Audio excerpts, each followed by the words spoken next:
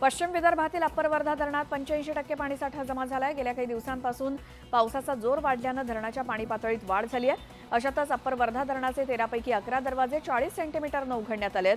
धरणातून वर्धा नदी पात्रात पाण्याचा विसर्ग केला जातोय, त्यामुळे नदीकाठच्या रहिवाशांना सतर्कतेचा इशारा देण्यात आलाय।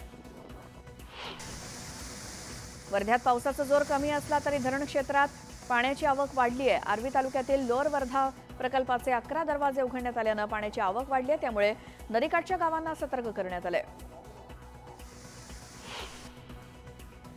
अहमदनगर जिल्ह्यातील मुळा धरणातून 2000 क्युसेक वेगानं पाण्याचा विसर्ग सुरू करण्यात आलाय।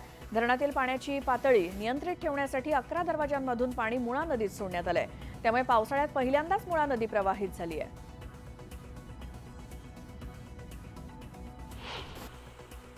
मोसमी पावसासाठी पोषक स्थिती नसल्यामुळे पुढील 5 दिवस राज्याच्या बहुतेक भागात पावसाची उघडीप असेल। किनारपट्टी, घाटमाथा आणि पूर्व विदर्भात हलक्या सरींचा अंदाज आहे। पुण्यातील स्वारगेट परिसरातील पाणीपुरवठा शुक्रवारी बंद ठेवण्यात येणार आहे। जलवाहिनीतून होत असलेली गळती थांबवण्याचं काम करण्यासाठी हा निर्णय घेण्यात आलाय। तर शनिवारी सकाळी उशिरा आणि कमी दाबानं पाणीपुरवठा होणार आहे, त्यामुळे पुणेकरांना गुरुवारी पाणी साठवून ठेवावं लागणार आहे। श्रावण महिन्यातील उपवास, सण उत्सवांमुळे गुळाच्या मागणीत वाढ झाली आहे। राज्यांतर्गत मागणीसह गुजरात, मध्य प्रदेशातून मागणी वाढली असून त्यामुळे दरात प्रति किलो 4 ते 5 रुपये वाढ झाली आहे आणि ही वाढ दिवाळीपर्यंत टिकून राहण्याचा अंदाज आहे। शालेय स्तरावर होणारी गणवेश खरेदीची पद्धत मोडीत काढून राज्याच्या पातळीवर एकच गणवेश लागू करण्याचा निर्णय शासनानं घेतला। मात्र अद्यापही गणवेश शाळांपर्यंत पोहोचलेले नाहीत आणि गणवेशाअभावी राज्यातील हजारो विद्यार्थ्यांना साध्या कपड्यातच ध्वजवंदनाला जावं लागणार आहे। अंधेरी पूर्व पश्चिमेला जोडणाऱ्या गोखले पुलाच्या दुसऱ्या तुळईचं काम सुरू आहे। तुळईच्या जोडणीचं काम अखेरच्या टप्प्यात आलंय, मात्र या कामात उशीर केल्याचा ठपका ठेवत प्रशासनानं कंत्राटदाराला नोटीस बजावली आहे। संबंधित कंत्राटदाराला 3 कोटी रुपये दंडाची नोटीस बजावण्यात आली आहे। ऑगस्ट महिन्यात सलग सुट्ट्या आणि सणांच्या निमित्तानं मुंबईहून कोकणात जाणाऱ्यांची संख्या जास्त असते, त्यामुळे सलग सुट्टीच्या वेळी कोकणात जाण्यासाठी मध्य आणि कोकण रेल्वेवरून विशेष रेल्वे गाडी सोडण्यात येणार आहे। 15 आणि 17 सप्टेंबरला मुंबईहून कोकणात विशेष रेल्वे धावेल।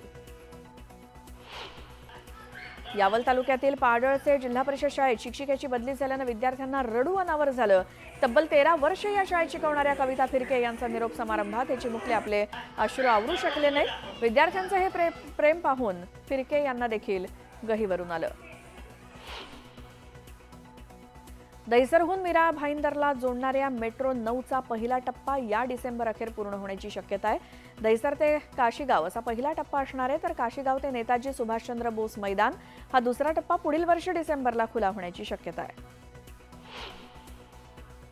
ठाण्यात रिंग मेट्रो प्रकल्पाची अंमलबजावणी करण्याची योजना MMRCLनं आखलेली आहे आणि रिंग मेट्रोमुळे कनेक्टिव्हिटी वाढणार असून सध्या मेट्रोचा फीडर रूट म्हणून तिचा वापर होणार आहे। मुख्यमंत्री एकनाथ शिंदे यांनी हा महत्त्वाकांक्षी प्रकल्प केंद्र सरकारकडे मंजुरीसाठी पाठवला आहे।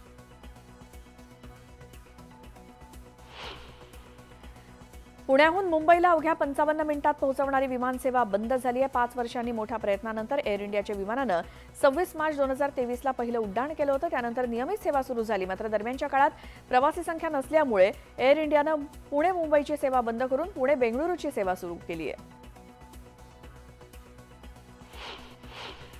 मुंबई आणि नवी मुंबईला समुद्रामार्गे जोडणाऱ्या अटल सेतूला उद्घाटनानंतर काहीच दिवसात तडे जायला सुरुवात झाली आहे। या परिसरात असलेले दगड फोडण्याचं काम याला कारणीभूत आहे असे प्राथमिक मत व्यक्त करून तज्ज्ञांचा अहवाल येईपर्यंत हे काम बंद ठेवण्याचा निर्णय MMRDA आणि जिल्हाधिकाऱ्यांनी घेतला होता। तो निर्णय उच्च न्यायालयानं सोमवारी योग्य ठरवला आणि या निर्णयाला आव्हान देणाऱ्या दगडखाणींच्या याचिका फेटाळून लावल्या। पनवेल महानगरपालिकेनं 7,358 कोटी 50 लाखांचा विस्तारित विकास आराखडा सादर केला। यात आरोग्य, रस्ते, वाहतूक यावरती भर देण्यात आलाय। पालिका क्षेत्रातील अनेक आरक्षित जागांवरती वैद्यकीय केंद्र, मैदानं, ट्रक टर्मिनल यासोबतच अन्य नागरी सुविधा उभारण्याचं नियोजन करण्यात आलंय। केंद्रीय शिक्षण मंत्रालयाच्या वतीनं उच्च शैक्षणिक संस्थांची राष्ट्रीय संस्थात्मक रँकिंग 2024 जाहीर करण्यात आली। एकूण 13 श्रेणींमध्ये सर्वोत्कृष्ट 80 संस्थांची यादी जाहीर झाली। विशेष म्हणजे वर्ष 2024 पासून 3 नवीन श्रेणींचा समावेश करण्यात आलाय। यामध्ये पुणे येथील सावित्रीबाई फुले पुणे विद्यापीठ या शैक्षणिक संस्थेला 3ऱ्या क्रमांकाचं सर्वोत्कृष्ट विद्यापीठाचा मान प्राप्त झालाय। राज्य शासनाने मुलींना व्यावसायिक उच्च शिक्षण मोफत देण्याचा निर्णय घेतला। या योजनेचा लाभ घेताना विद्यार्थिनींना काही अडचणी आल्यास त्यांच्या अडचणी सोडवण्यासाठी उच्च शिक्षण विभागाने हेल्पलाईन क्रमांक आणि हेल्प डेस्क सुरू केलाय। ही हेल्पलाईन कार्यालयीन दिवशी सकाळी 9 ते संध्याकाळी 6 वाजेपर्यंत कार्यरत असेल।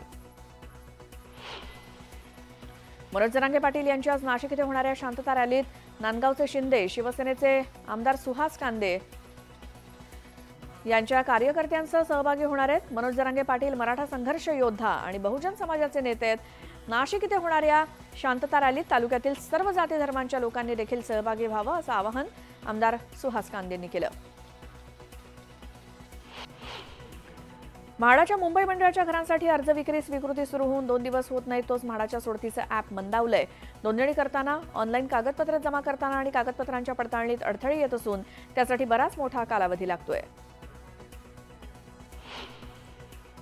खानदेशातील ग्रामदैवत असलेल्या कानबाई देवीचा उत्सव मोठ्या उत्साहात संपन्न झाला। श्रावणातल्या पहिल्या रविवारी हा उत्सव साजरा होतो। त्यानंतर ढोलताशांच्या आणि डीजेच्या तालावर थिरकत कानबाई मातेचं विसर्जन केलं जातं। श्री क्षेत्र जेजुरीगड तीर्थक्षेत्र विकास आराखडा तयार करण्यात आलाय। त्यानुसार पहिल्या टप्प्यातील बाह्यवळण रस्त्यासाठी सार्वजनिक बांधकाम विभागाने जिल्हाधिकाऱ्यांची परवानगी न घेताच परस्पर प्रशासकीय मान्यता दिल्याचा धक्कादायक प्रकार समोर आलाय। ही बाब उघड झाल्यानंतर जिल्हाधिकारी डॉक्टर दिवसे यांनी तातडीनं निविदेला स्थगिती दिली। येवल्याच्या नगरसूल भागात पाण्याच्या शोधात भटकंती करणारं काळवीट 50 फूट खोल विहिरीमध्ये पडल्याची घटना घडली। पिकांना पाणी देण्यासाठी आलेल्या शेतकऱ्याला विहिरीतलं काळवीट दिसल्यानंतर त्याने इतर शेतकऱ्यांच्या मदतीनं काळवीटाला बाहेर काढलं। पुणे शहरातल्या लोहगाव परिसरात बिबट्याचं दर्शन झालंय। शहरी भागात बिबट्या दिसल्यानं नागरिकांमध्ये भीतीचं वातावरण आहे।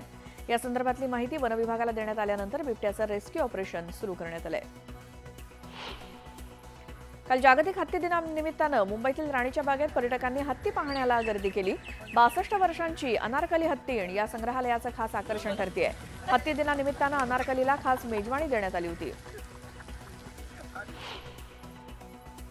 अखिल भारतीय नाट्य परिषदेच्या 100व्या नाट्य संमेलनानिमित्तानं धाराशिव नाट्य परिषदेच्या वतीनं नाट्य जागर हा कार्यक्रम आयोजित करण्यात आला। या अंतर्गत 15 ते 18 ऑगस्ट असे 3 दिवस विविध कार्यक्रम आणि नाटकांचं आयोजन करण्यात आलंय। नागपुरात 2 दिवसीय जिल्हास्तरीय रानभाजी महोत्सवाचं आयोजन करण्यात आलंय। यात कुंजरू, पाथरी, करटोली, कुरडू या रानभाज्यांसह हंगामी फळं सुद्धा उपलब्ध होणार आहेत।